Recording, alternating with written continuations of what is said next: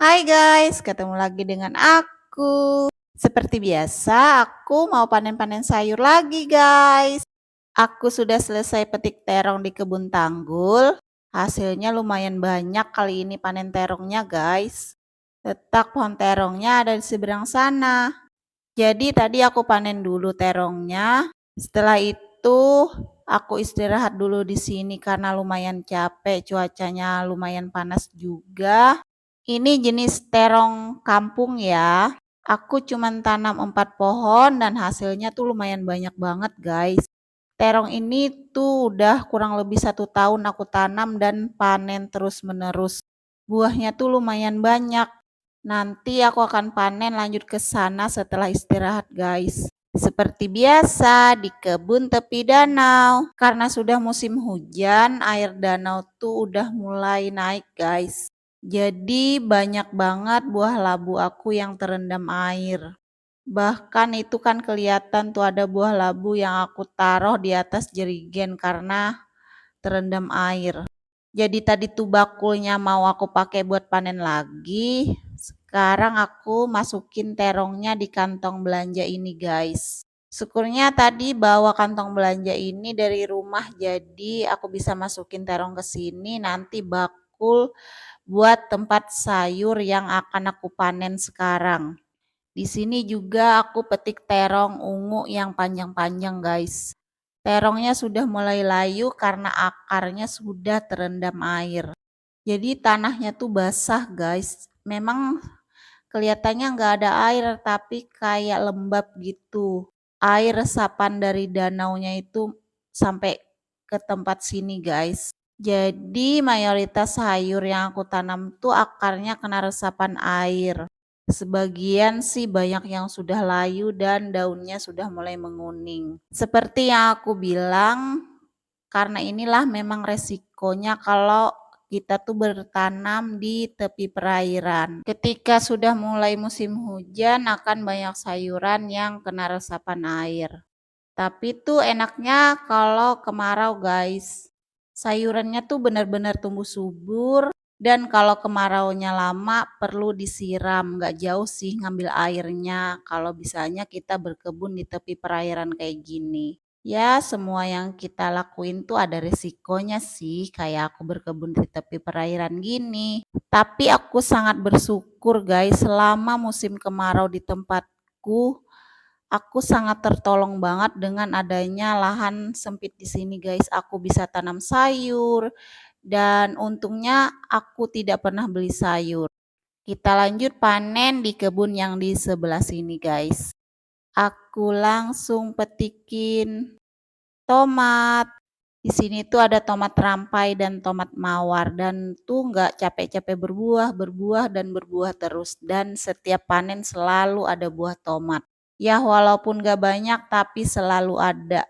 Aku tuh seneng banget guys kalau tanaman aku tuh kayak gak capek berbuah gitu. Setiap panen selalu ada tuh aku seneng banget guys. Kayaknya gak rugi banget ke aku tanam. Aku rawat sampai berbuah dan berhasil panen tuh kayak happy banget. Artinya tuh kerjaan aku tidak sia-sia dan bisa dibilang aku menanam sayurnya berhasil. Beberapa waktu yang lalu sempat dilema sih guys. Aku pikir musim kemarau aku nggak bisa tanam sayur. Jadi aku nggak bisa ngonten, nggak bisa panen-panen sayur. Tapi aku bersyukur banget guys punya lahan di tepi danau ini walaupun gak luas. Setidaknya ini tuh cukup banget sih buat tempat nanam sayur. Ya semua baik-baik aja di musim kemarau tapi ketika musim hujan mulai ada beberapa sayur yang terendam air. Itulah yang jadi galau lagi. Tapi nggak apa-apa sih guys, aku juga sudah mulai menanam di kebun yang baru. Mudah-mudahan aja di kebun ini bisa bertahan sampai masa panen di kebun yang baru. Jadi aku tuh bisa panen-panen sayur terus. Nggak apa-apa sih sebagian sayur yang nggak bertahan, tapi mudah-mudahan masih ada yang bertahan lah ya. Karena rasanya tuh kalau misalnya nggak panen, nggak berkebun tuh kayak ada yang kurang rasanya. Apalagi aku udah kebiasaan nih 2 apa 3 hari panen sayur, nanam sayur. Kalau misalnya nggak ada yang dipanen, nggak ada yang dipetik, kayaknya ada yang kurang deh. Ketika musim hujan sudah mulai, aku tuh langsung cepat-cepat tanam sayur di lahan yang baru, guys. Supaya ya begitu, biar misalnya di lahan yang ini sudah tidak produktif lagi, aku bisa berkebun lagi di lahan yang baru. Biar nggak kosong-kosong banget sih panennya gitu. Pengennya sih panen kayak gini terus. Tapi apalah daya misalnya di sini tuh udah kebanjiran. Karena nggak akan ada sayur yang bertahan. Ini aja seperti yang kalian lihat tuh daun labu tuh udah mulai kering. BTW tuh aku seneng banget guys, hari ini aku panen labu buah pertama. Buah pertama itu yang kuning dan itu tuh sudah mateng guys. Yang rencananya buah pertama ini akan aku jadikan benih untuk ditanam di lahan yang baru nanti. Sebenarnya di lahan yang baru sih sudah ada tanam labu ya, karena memang ada sisa benih labu yang di sini itu kapan hari aku dikasih agak banyak. Jadi aku udah ada tanam sih di lahan yang baru.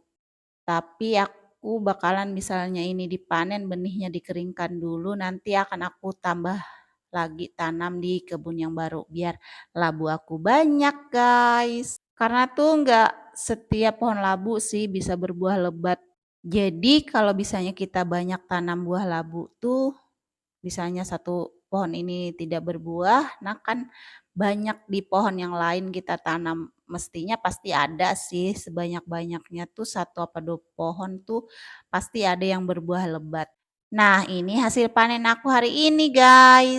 Tadi sebenarnya aku rencananya belum dipanen sih labu yang warna hijau ini, tapi buahnya tuh udah terendam air dan batangnya tuh udah kering. Daripada lama-lama dibiarin jadi busuk, mending aku ambil aja.